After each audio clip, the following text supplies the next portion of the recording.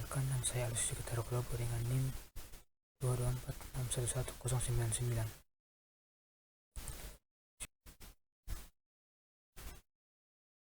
Jadi saya akan menjelaskan tentang 3 jenis cara belajar kecerdasan buatan.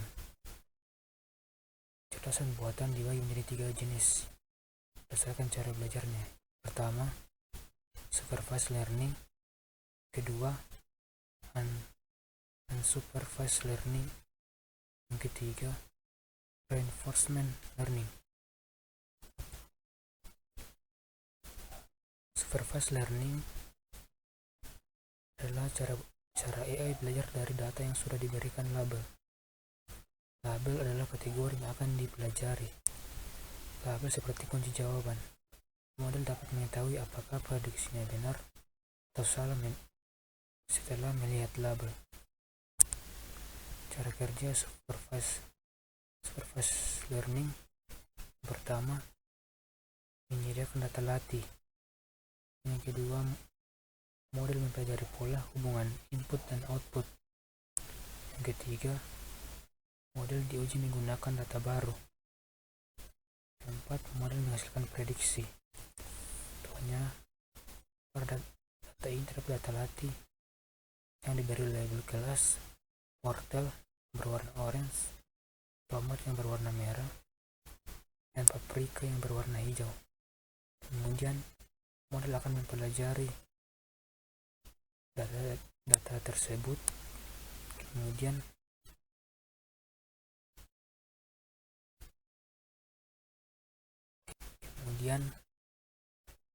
data baru akan diuji oleh model. Setelah itu, model akan menghasilkan prediksi.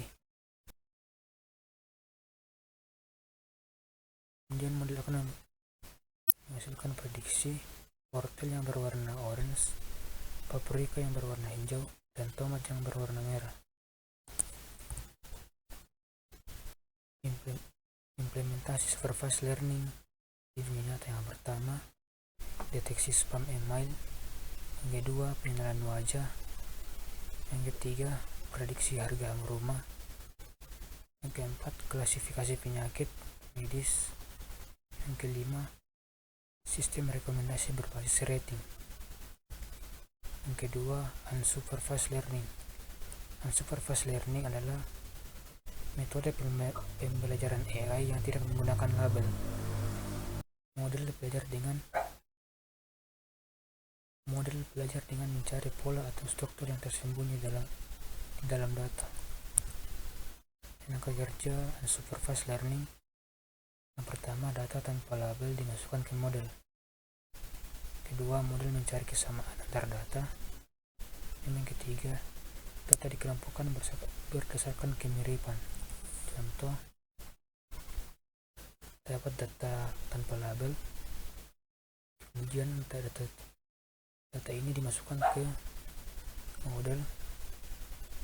Kemudian model akan mencari kesamaan antar data, dan data akan dikelompokkan berdasarkan kemiripan yang menghasilkan kelompok yang pertama yang berisi paprika. Kelompok kedua menghasilkan terung. Yang ketiga, kelompok ketiga menghasilkan data bawang.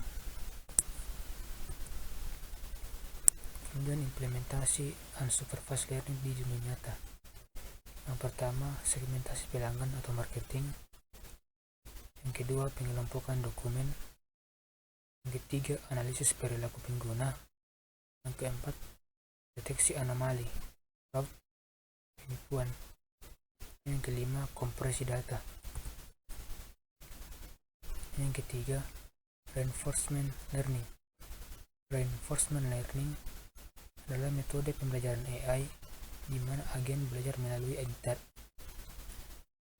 Yang ketiga, reinforcement learning.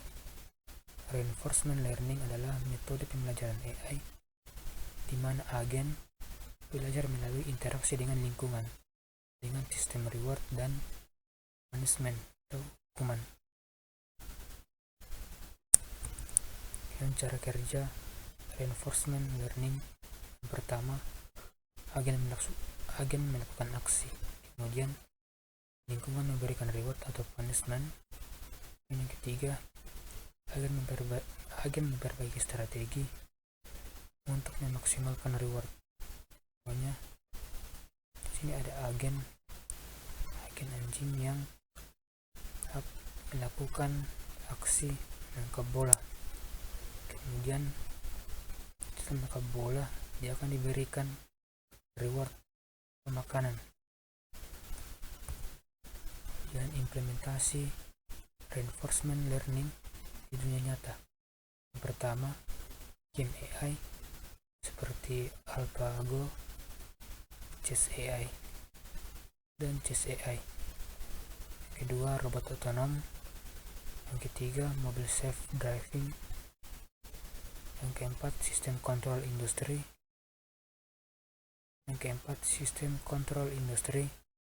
Yang kelima, optimasi jaringan dan energi.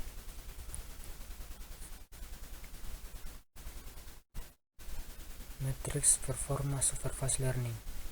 Yang pertama, query. Query adalah ukuran seberapa sering model membuat prediksi yang benar dari seluruh data. Query menunjukkan tingkat ketepatan keseluruhan model dalam memprediksi data.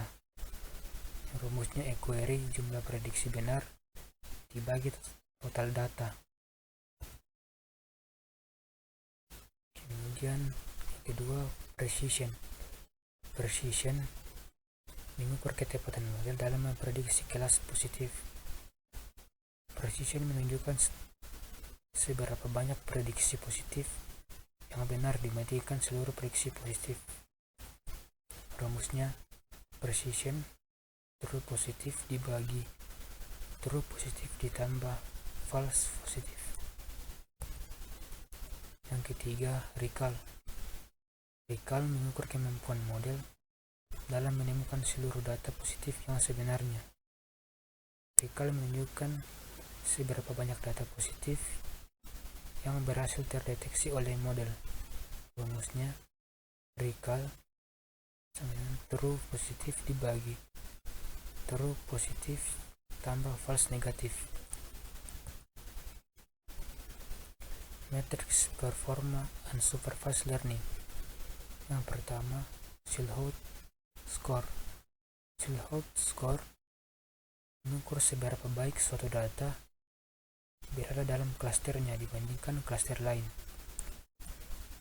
Silhouette score memiliki rentangan nilai dari -1 sampai 1. Mendekati 1 artinya data cocok dengan klasternya atau bagus. Kemudian yang mendekati 0 artinya data berada di antara dua klaster. Yang mendekati -1 artinya data cocok dengan klaster lain atau buruk. Yang kedua, Davis-Bulden Index mengukur seberapa terpisah dan kompak klaster secara keseluruhan. Nilainya dari 0 sampai tak terhingga. Semakin kecil nilainya, maka klaster terpisah dengan baik. Semakin besar nilainya, maka klaster jelek atau saling tumpang tindih. Kemudian matrix performa reinforcement learning. Yang pertama, cumulative reward menghitung seberapa banyak reward yang diperoleh selama satu iterasi atau episode. Semakin besar cumulative reward, semakin baik strategi agen. Yang kedua, average reward menghitung rata-rata reward per step dalam tiap episode atau keseluruhan episode. Average reward tinggi menunjukkan agen stabil dalam mengambil keputusan. Sekian video saya, terima kasih.